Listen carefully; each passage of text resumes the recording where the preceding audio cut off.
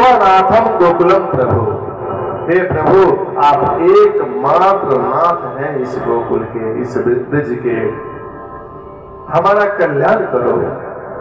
तो जब भी कोई भक्त मेरे शरण में आ जाता है और मुझसे कहता है कि मेरा कल्याण करो, तो मेरा ये व्रत है कि सक्रदेव प्रपन्नाय त्वास्मीति च याचते अभयम सर्वभूतेभ्यो ददाम एतद् व्रतम मम।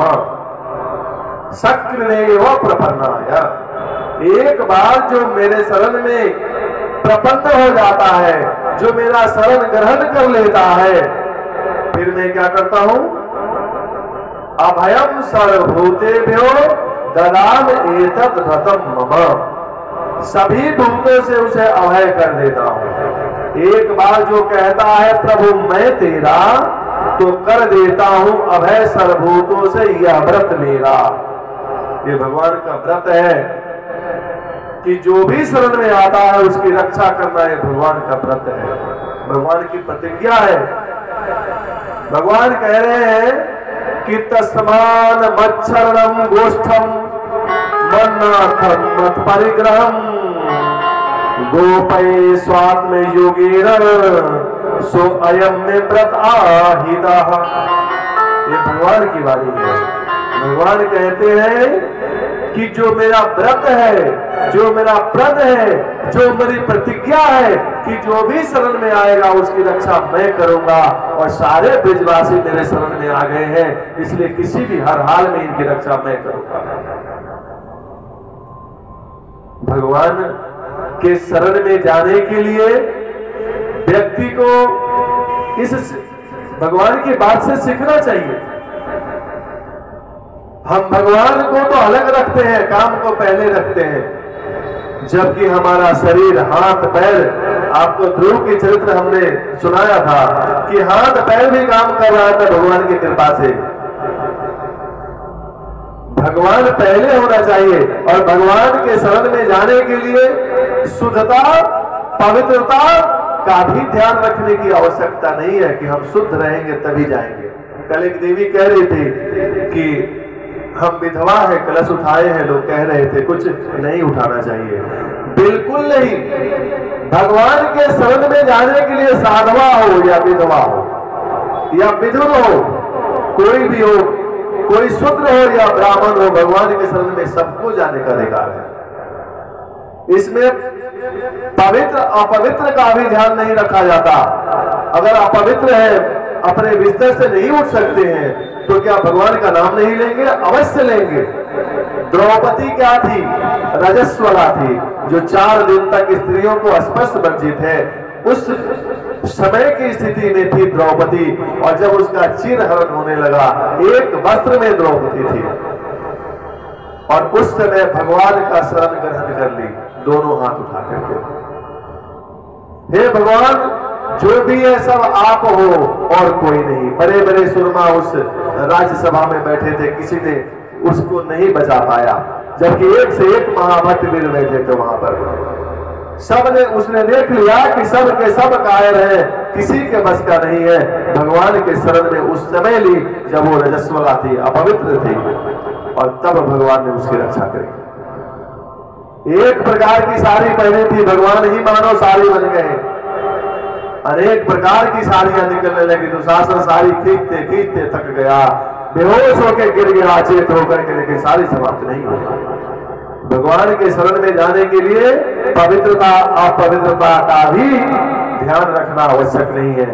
दीक्षा लेने के लिए कोई उम्र जैसे नहीं होती, हर उम्र में व्यक्ति को दीक्षा लेना ही चाहिए, और सबसे कम उम्र में दीक्षा लेते हैं वही बर्भागी होते हैं, क्योंकि कल का कुछ पता नहीं कि कल क्या होगा, किसके साथ। उसी प्रकार भगवान के शरण में जाने के लिए और दीक्षा लेने के लिए कोई आयु नहीं, कोई उम्र नहीं, और भगवान का शरण ग्रहण करना ही चाहिए।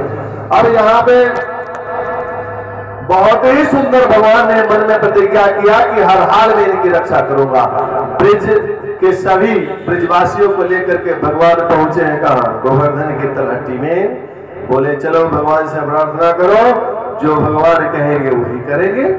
भगवान तो गोवर्धन पे डाले, भगवान अपने आप को बताए नहीं ना मैं भगवान हूं, इसलिए बोले सब गोवर्धन भगवान की प्रार्थना करो, जो ये कहेंगे वो करना है। सब गोवर्धन की प्रार्थना शुरू किए हैं। कैसे प्रार्थना कर रहे हैं? गिरिराज धरन प्रभु तेरी शरण, सब प्रार्थना करिए हाथ जोड़ के। गिरिराज धरन प्रभु तेरी शरण, गिरिराज धरन प्रभु तेरी शरण, तेरी शरण हरि तेरी शरण, तेरी शरण प्रभु तेरी शरण, गिरिराज धरन प्रभु तेरी शरण, गिरिराज धरन प्रभु तेरी शरण, तेरी शरण हरि तेरी शरण, तेरी शरण प्रभु तेरी शरण, गिरिराज धरन हरि तेरी शरण, गिरिराज धरन प्रभु तेरी शरण। श्री राधे।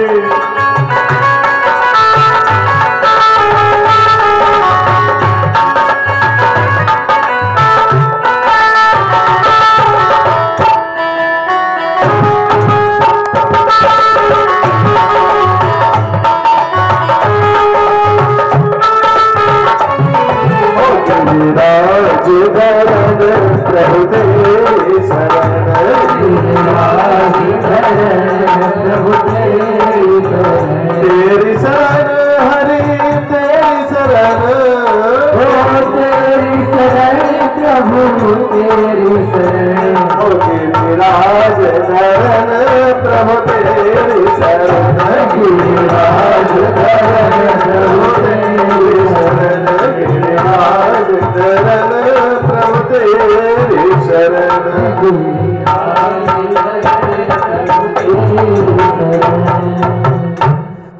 सबने गिरिराज भगवान की प्रार्थना करी और गिरिराज भगवान ने मन में जो भी कहा, भगवान कृष्ण ने कहा कि हमारी बात हो गई देवता से।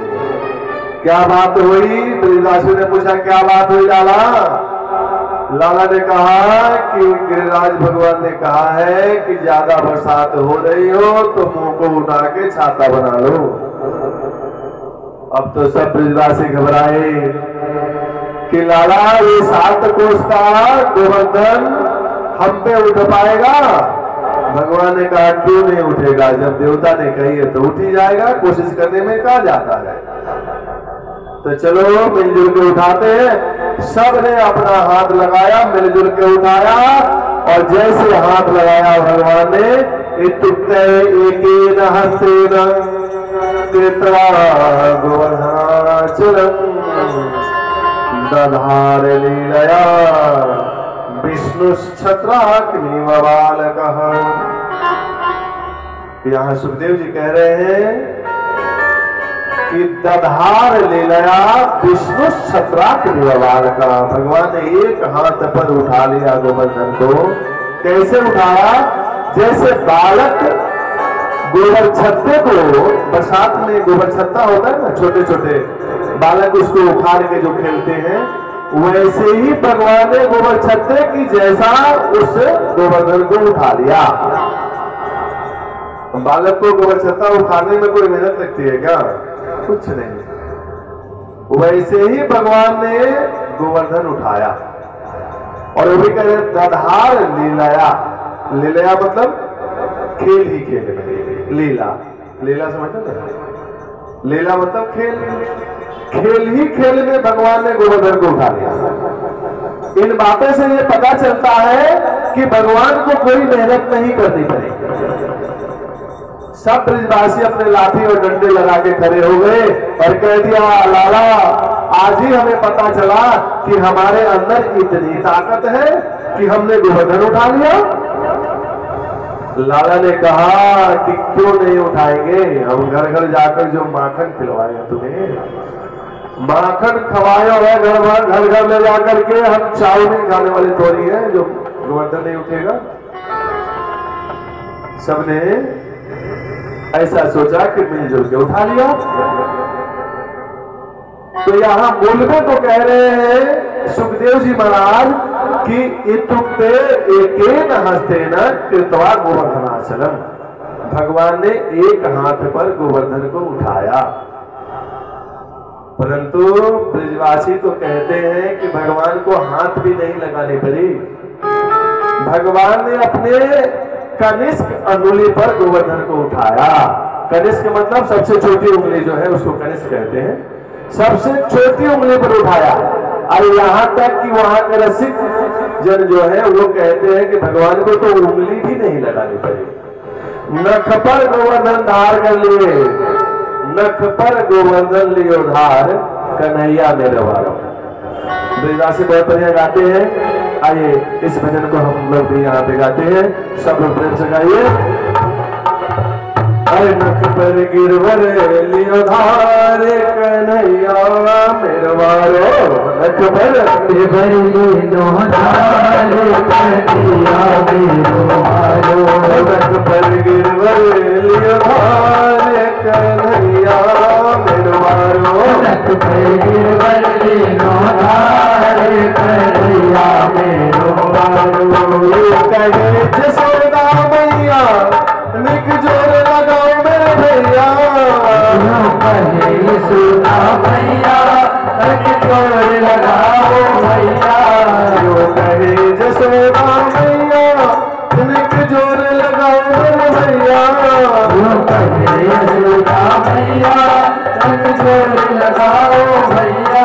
अरे गिरवर बोले अपार, कन्हैया मेरे वालो, गिरवर बोले अपार, कन्हैया मेरो वालो, मेरो वालो, कन्हैया मेरो वालो, कन्हैया मेरो वालो, कन्हैया मेरो छोटो नक पे गिरवर लियो धार, कन्हैया मेरो वालो, नक पर गिरवर लियो धार, कन्हैया मेरो वालो।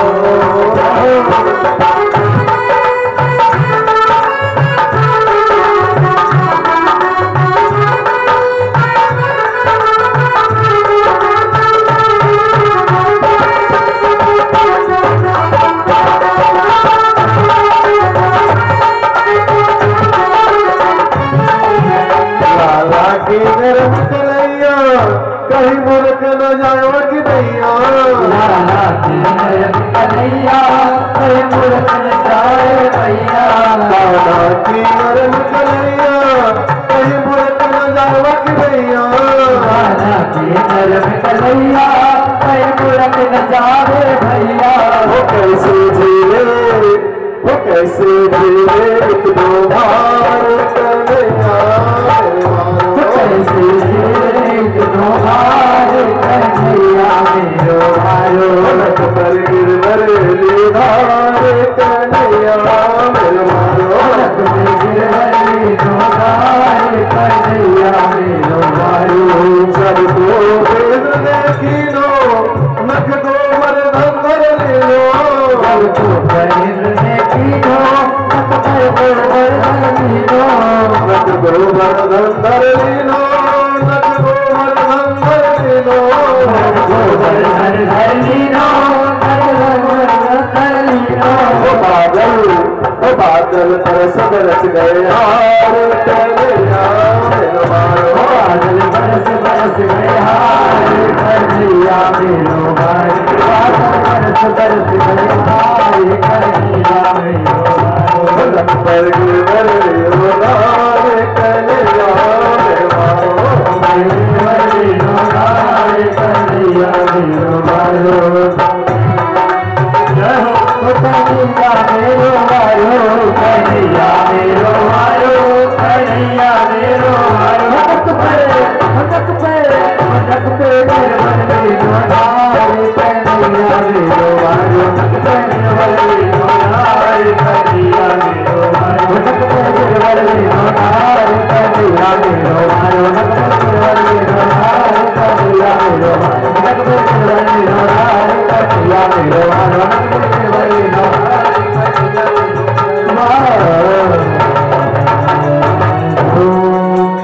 बोले गोवर्धन महाराज की प्रेम छोले गिरधारी भगवान की। भगवान ने गिरी को धारण किया, नाम हो गया गिरिधारी। अब यहाँ सब ब्रजवासी ये जानते हैं कि हम सब ने मिलजुल कर गोवर्धन उठा लिया। एक सप्ताह हो गया,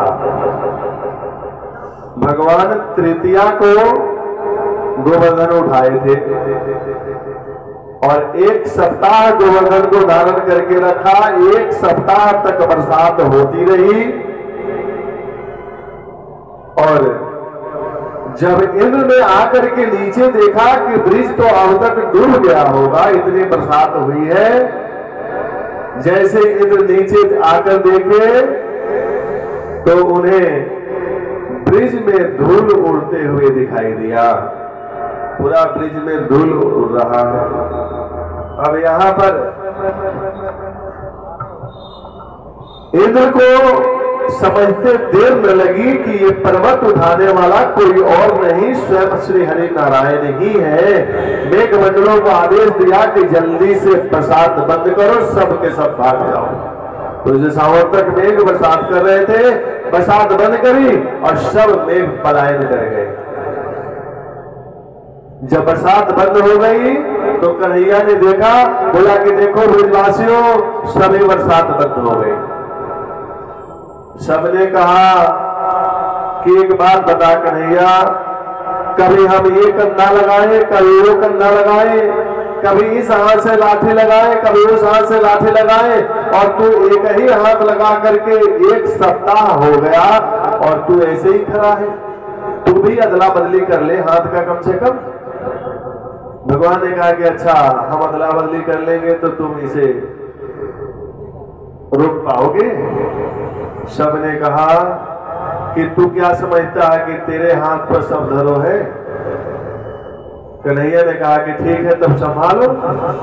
जैसे नेक नीचे करी कन्हैया ने अपना हाथ, वैसे जितने लाठी डंडे ब्रजवासी लगाए थे ना, सबके चटाचट उड़ गए। जोर से चिल्लाया कन्हैया, संभाल संभाल संभाल। और कन्हैया तो संभाल के ही खड़े थे। फिर सबने सोचा कि लाठी डंडे तो टूट ही गए, ऐसा करते अपने कंधे भी हटा के देख लेते हैं कि अकेले रोक पाता है क्या। तो सबने अपने कंधे भी हटा लिए। गोवर्धन जी करते हो। सब गए नंद बाबा के पास और कहा कि नंद बाबा, सांची सांची बता कि ये तेरे ही लाला है क्या? क्योंकि हमने बड़े बड़े वीर देखे, आज 7 दिन हो गए और तेरा 7 वर्ष का ही कन्हैया है और ये 7 कोस का गोवर्धन है, और इतने दिन तक ये हाथ पर रखा है, तो हमें तो बड़ी शंका हो रही है। क्योंकि यह सप्ताहेनो बाला करेन एकेन लीलया कथम गिरिवरम गिरिवम पुष्करम गजराड एवं। एक सप्ताह हो गया तेरे बालक को ये गिरिवर धारण किए हुए, तो हमें तो लगता है कोई भगवान है ये। सब ब्रजवासी नंद बाबा से बोले। नंद बाबा ने कहा कि सुनो, हमारे छौड़ा को कोई भी भगवान न बनाओ, ये कोई भगवान नहीं है। जब गर्गाचार्य नामकरण के लिए आए थे तो उन्होंने कहा था कि नंद बाबा, तेरा बालक नारायण के समान गुण वाला है।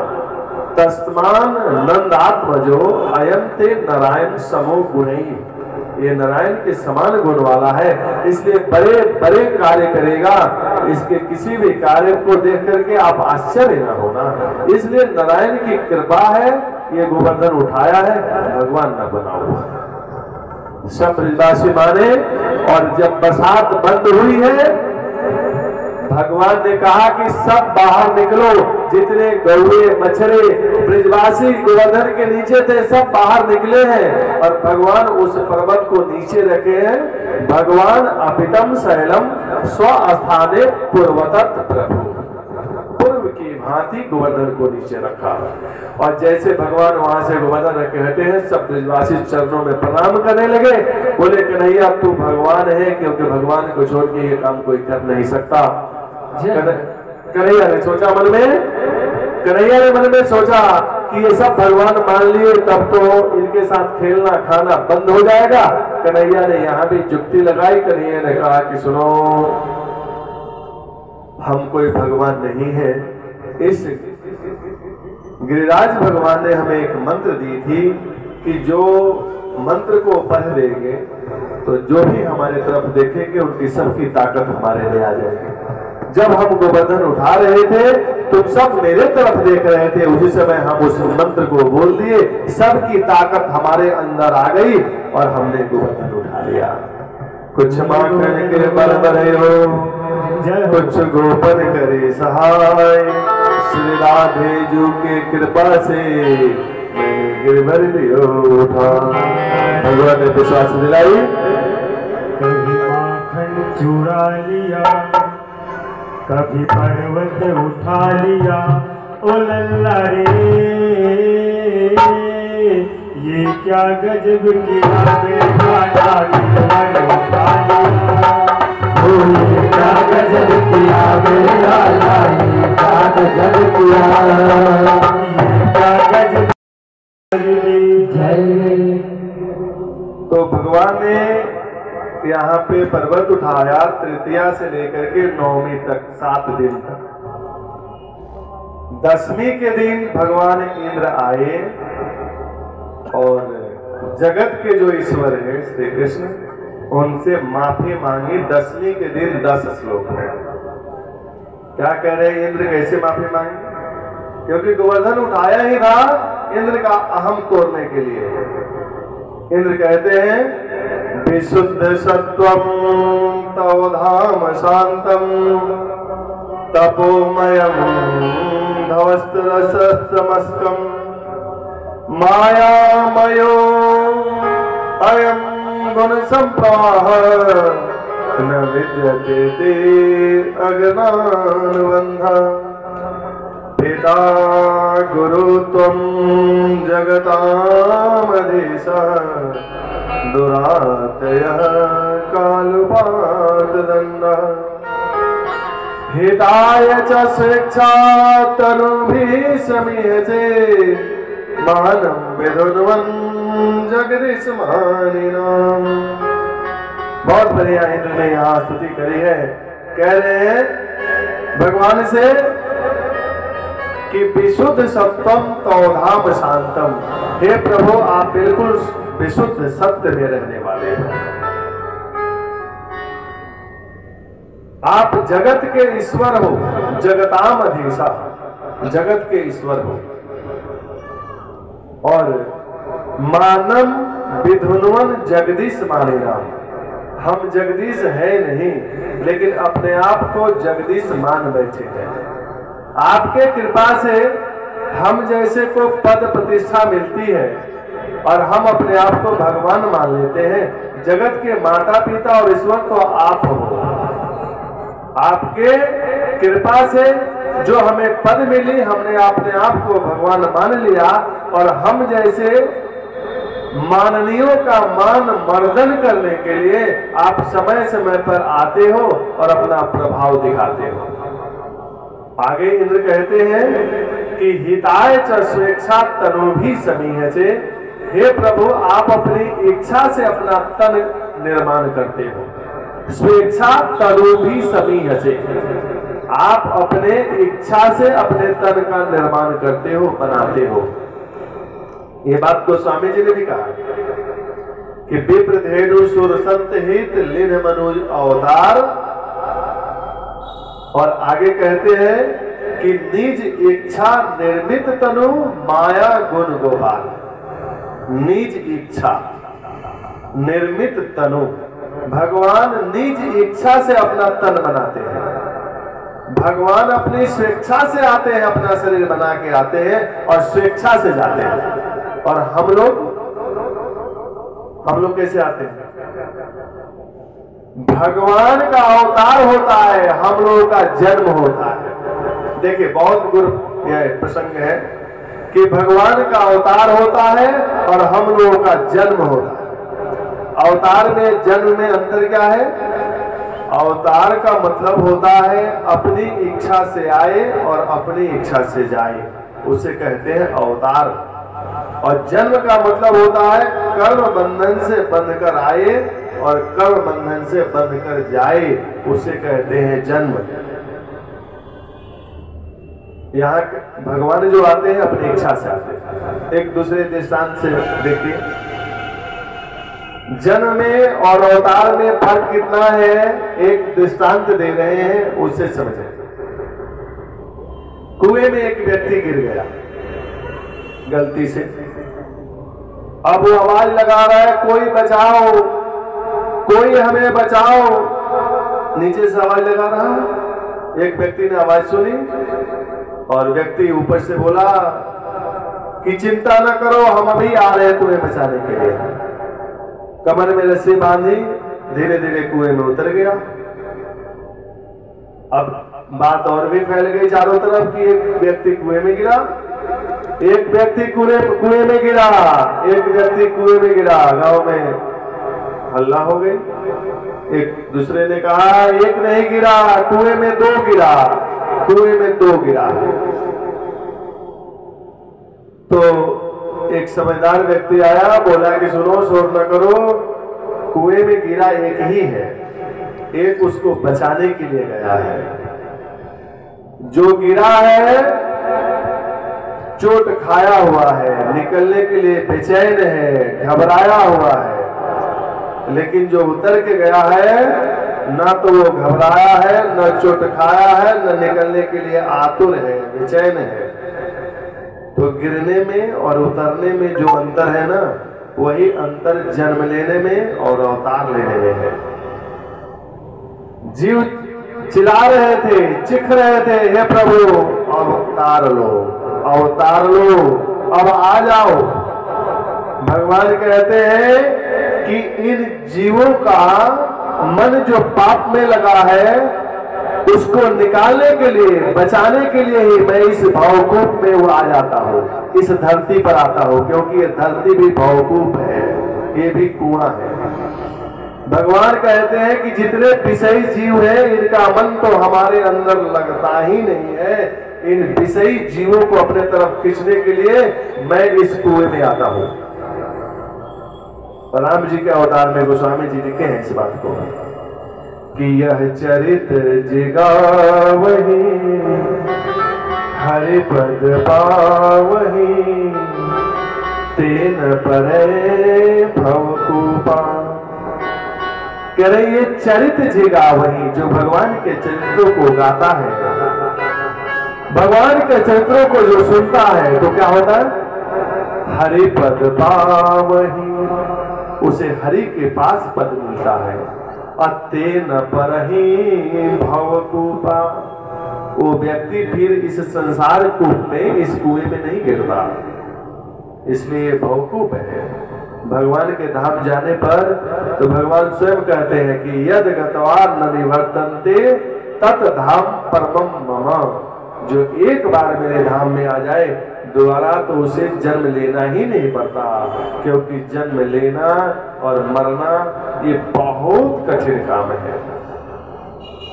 इसलिए भगवान आते हैं कमनीय रूप बना करके कि रे पापी जीव, तेरा मन कैसे भी मेरे से लग, कैसे भी मेरे साथ हुआ। तो अवतार में और जन्म में ये अंतर है। बहुत बढ़िया इंद्र ने स्तुति करी, भगवान ने यहाँ पे इंद्र को उपदेश दिया है, और इतनी सुंदर उपदेश दिया है कि आप सुनेंगे तो गदगद हो जाएंगे। क्या उपदेश दिया? भगवान कहते हैं कि सुनो इंद्र, तुम्हारी बुद्धि खराब हो गई थी, तुम्हारी बुद्धि शुद्ध करने के लिए, ठीक करने के लिए हमने गोवर्धन की पूजा करवाई, अपनी पूजा करवाई हमने। कह रहे मम ऐश्वर श्री मदांधो दन पानिम न पश्यन्ति तम भ्रंश्यामि संबद्ध भयो यस्य चक्षामनुग्रहम्। भगवान कहते हैं मम ऐश्वर्य श्री मदांधो, मेरे दिए हुए ऐश्वर्य से, धन से, संपत्ति से लोग श्री के मद में अंधा हो जाते हैं, धन के मद में अंधा हो जाते हैं।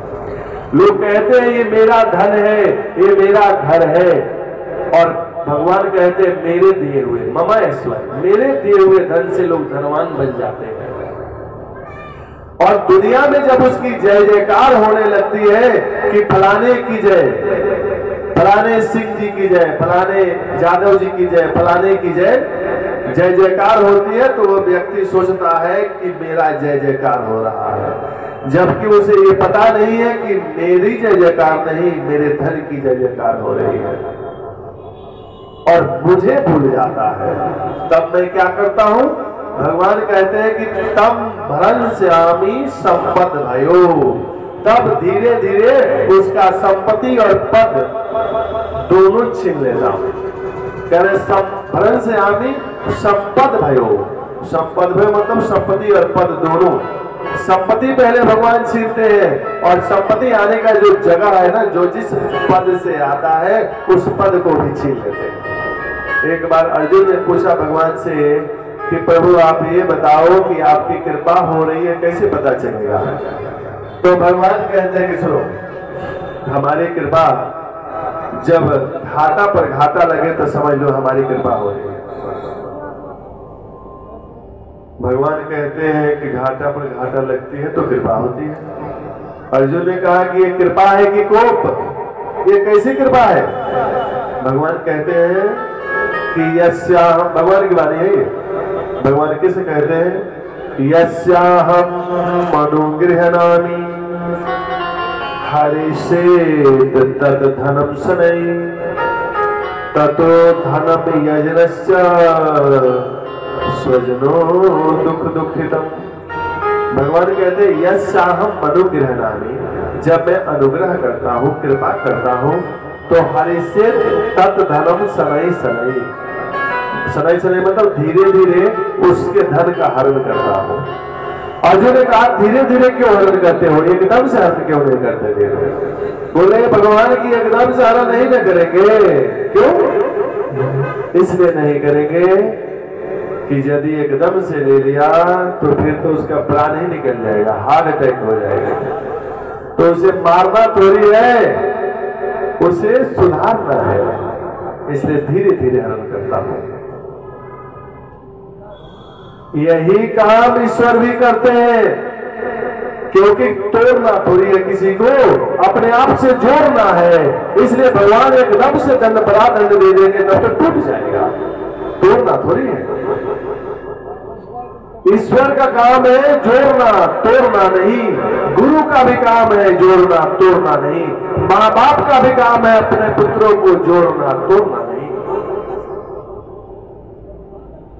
आप लोगों ने कुम्हार को देखा होगा, मिट्टी का बर्तन बनाते हुए कुम्हार को देखा है कि नहीं? कुम्हार कैसे मिट्टी का बर्तन बनाता है? कच्चा मिट्टी का घड़ा होता है, तो जो टेढ़ा मेढ़ा होता है ना, तो क्या करता है कि एक हाथ घड़े के अंदर डालता है और एक थापी होती है लकड़ी की, उसके ऊपर मारता है, पीटता है घड़े को।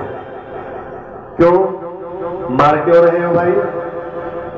मार इसलिए रहा हूं कि जो टेढ़ा मेढ़ा है इसको सीधा करना है। तो हाथ क्यों लगा रखा है अंदर?